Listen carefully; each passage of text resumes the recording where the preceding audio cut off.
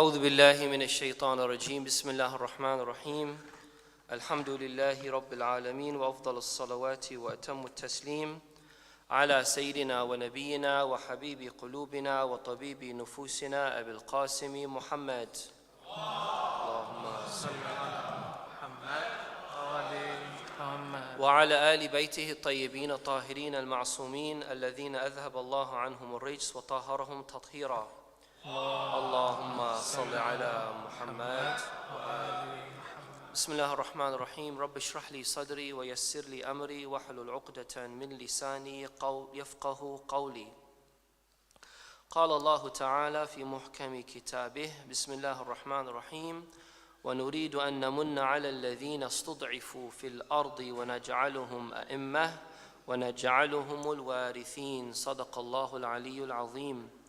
Eid Mubarak to you all on this auspicious occasion, the birthday anniversary of our beloved Imam, Sahib al-Asri wal-Zaman, Al-Hujjat ibn al-Hasan, Al-Qa'im al-Mahdi, Ajjal Allah Ta'ala Farajuhu al-Sharif. Allahumma salli ala Muhammad wa ali Muhammad.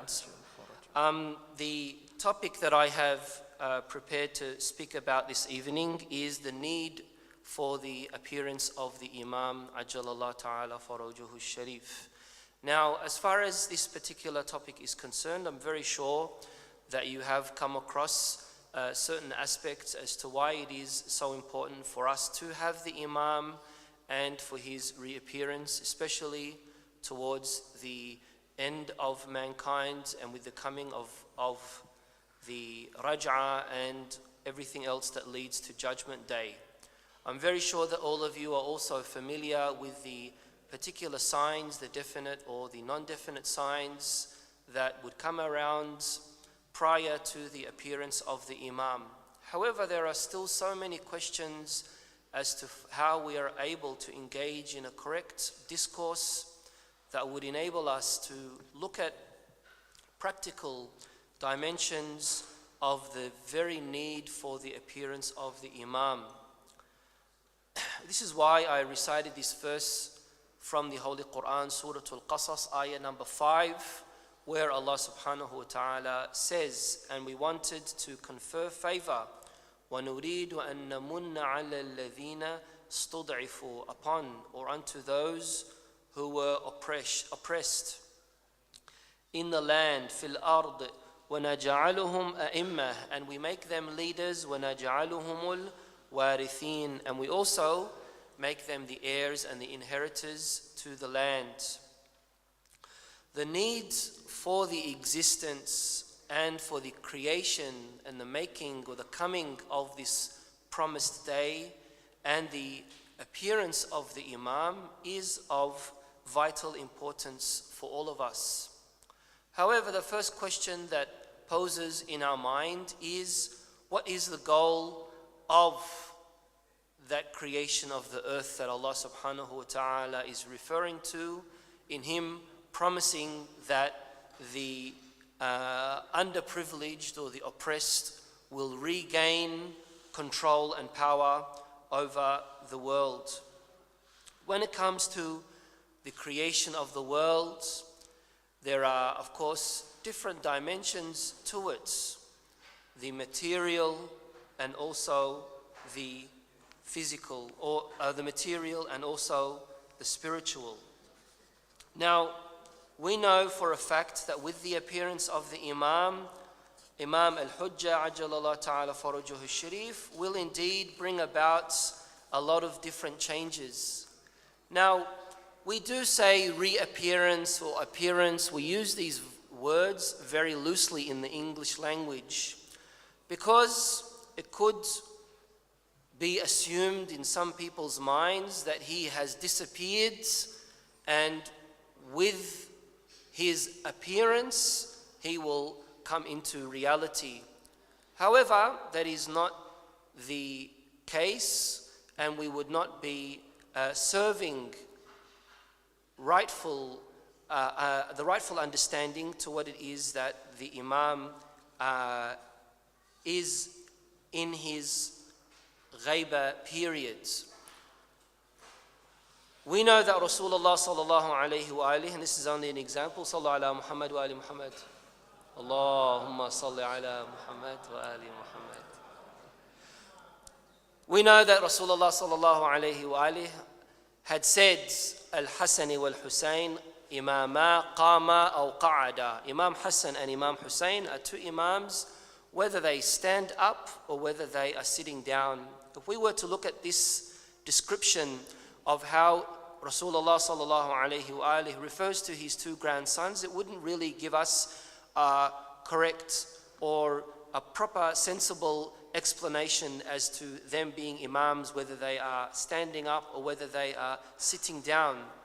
The reality of this hadith is Rasulullah is saying whether they assume their correct position in leading the Muslim Ummah as the rightful Khalifa, or whether they have been forced to be confined to their houses, they are still the legitimate authority appointed by Allah subhanahu wa ta'ala. Al-Hasan wal-Husayn, Imaman, Qama aw Qa'ada. They are Imams, whether they are at the forefront of the Muslim Ummah or whether they have been forced to abandon or leave their position for whatever circumstance there may be.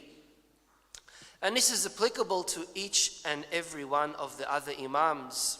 It was only Imam Ali, Amir al-Mu'minin alayhi salam, that had that position in the Muslim Ummah as the Khalifa for 5 years and a few months. And then it was Imam al-Mujtaba alayhi salam who had the position of the fourth Khalifa, and that was only for fifth Khalifa, and that was only for a few months. Whereas with the rest of the Imams, unfortunately, it was taken away from them. What relevance does that have to do with Imam al-Mahdi ajalallah ta'ala farajuhu sharif? The relevance is that the Imam is with us.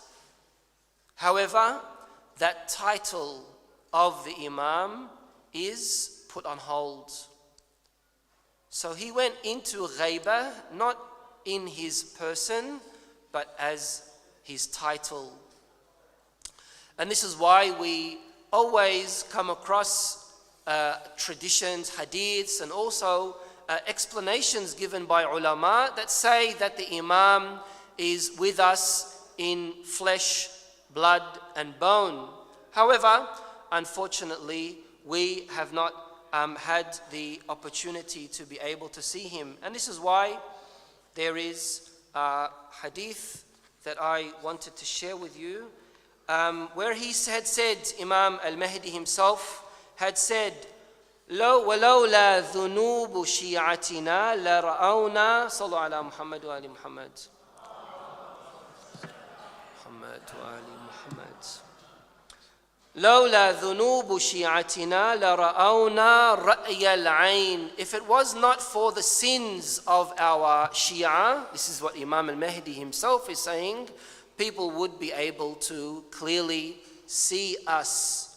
Now, of course, the benefit for seeing the Imam is he has that hidayah, that guidance.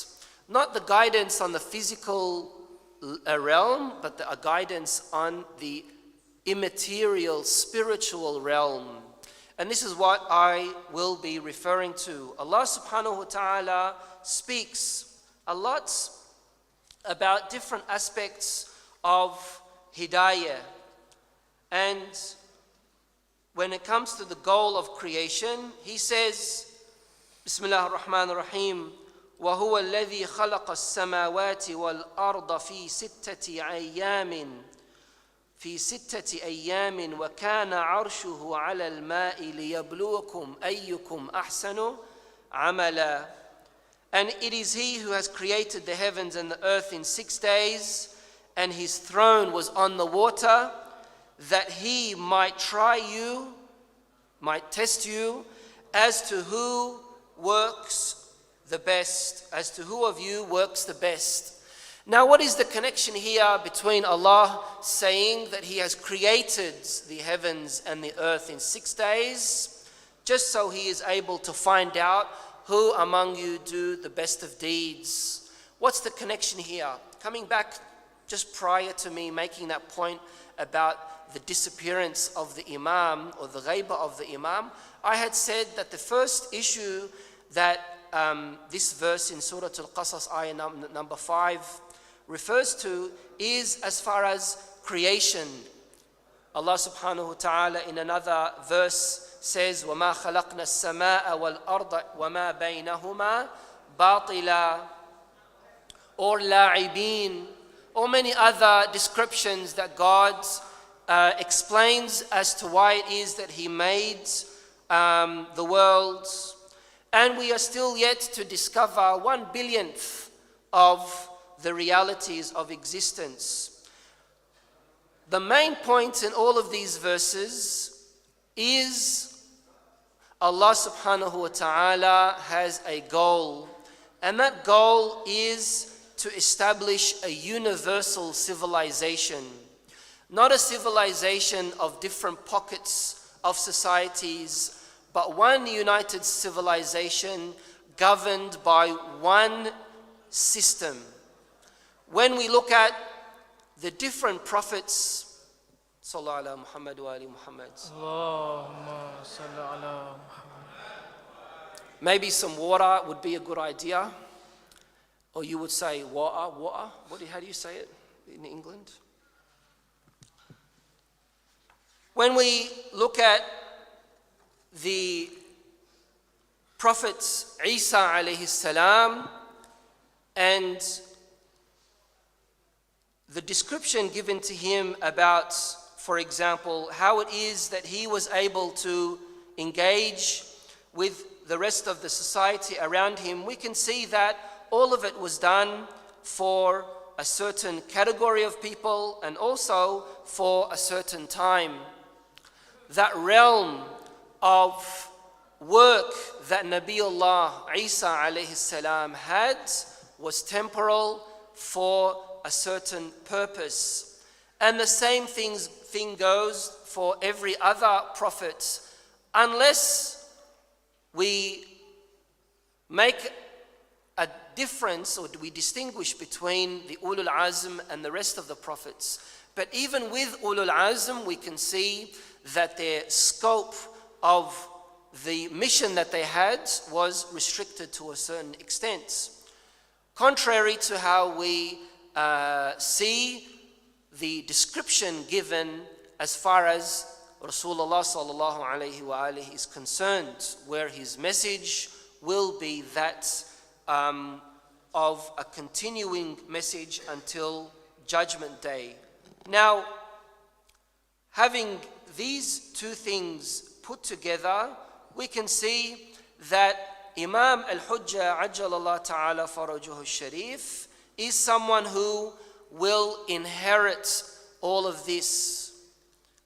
Of course, with the previous Imams, there were so many attempts to try to establish that universal, united system and government that has been promised for the believers who will inherit the earth. But each and every time, due to the circumstances that every Imam faced, they were not able to ultimately accomplish what it is that, insha'Allah, our 12th Imam will be able to do so. Sallallahu ala Muhammad wa ali Muhammad. Allahumma salli ala Muhammad wa ali Muhammad. Now, I did ask the question, what does creation have to do with لِيَبْلُوَكُمْ أَيُّكُمْ أَحْسَنُ عَمَلًا? And the answer to this is that when it comes to Rasulullah sallallahu alayhi wa alihi and the rest of the Imams and their spiritual, not their physical only, but their spiritual guidance of creation, or their hidayah amriya, if we can call it, this means that they have absolute control over all aspects of creation. And this itself will enable them to have that universal government that is the goal of the promised Mahdi. This is why there will be one united headquarters, and that headquarters will be not only for mankind but also for all aspects of creation. All creation will succumb to the Mahdi, and all creation will be under his accessibility, which is exactly why when we look at these aspects, we can see that the Imam Ajjalallah Ta'ala Farajuhu Sharif will be able to infiltrate into all aspects of the world, the heavens and the earth, and he will be doing something that even Rasulullah Sallallahu Alaihi Wasallam himself did not do, and that is dealing with things in their inner aspects, which is exactly what Hidayah Amriya is, where he will no longer be looking at things on its surface, but within the inner hidden sides of it. Of course, this is not something unfamiliar to previous prophets, and their control or governing all over creation is not something unfamiliar to us as far as a Quranic concept is concerned. We can see the story of Sulaiman alayhi salam and Balqis and Asif ibn Barkhia and all these issues. We can see the example of Nabiullah Isa alayhi salam and him reviving the dead. We can see the story of Musa and his companion Harun and what it is that happened at that time. And we can also see the powers that Khidr and the ilm that Khidr had as well, and so many other examples. And so with the coming of the Mahdi Ajjalallah Ta'ala Farajuhu Sharif and his ability to infiltrate all of creation, this is what it is that we are in need of. He will be living all of this time, and he will witness all of these things that have been happening throughout this time. Him witnessing all of these things will give him sensual knowledge of how to deal with them with his reappearance. And so, when the time does come where the Imam Ajjalallah Ta'ala Farajuhu Sharif does return, he will have that governing aspect of him. And also, of course, he will be able to bring about all of those treasures that were hidden. There is a hadith that says that Allah subhanahu wa ta'ala has divided ilm into 27 portions. 2 were given to everyone and 25 were left for the Imam, with him to bring about and reveal to the rest of the world with his reappearance. Of course, Allah subhanahu wa ta'ala has mentioned the concept of qist and adl. He's also mentioned the concept of dhulm and jawr. What's the difference between adl and qist? What's the difference between dhulm and jawr? Qist is the concept of rights. Adl is acting upon it. The opposite of qist is dhulm. The opposite of adl is jawr. Jawr means someone who has been deprived of their rights.